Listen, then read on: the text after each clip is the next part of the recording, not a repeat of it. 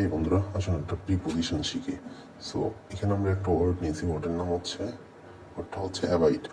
So এই অ্যাবাইডের মানে হচ্ছে যে মেনে চলা অথবা বাস করা। ওকে, তো দেখুন অ্যাবাইডের সঙ্গে যখন আমরা বাই ইউজ করতেছি তখন অ্যাবাইড বাই মানে হচ্ছে মেনে চলা, কোনো কিছু মেনে চলা। For example, you should abide by the rules of a country.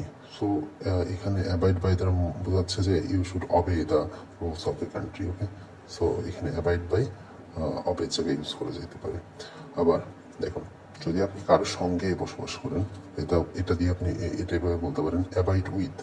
তো অ্যাবাইড উইথের পরে বসবে উইথের পরে বসবে যার সঙ্গে বসবাস করেন।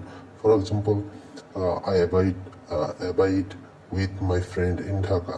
সো এখানে অ্যাবাইড উইথ এরপরে আমি ফ্রেন্ডের সঙ্গে থাকি, এরকম বোঝাচ্ছে। হ্যাঁ, ওকে।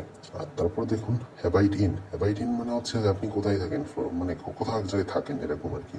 সো এক্সাম্পল এরকম হতে পারে, I abide in Dhaka with my friend or something else. Okay, thank you.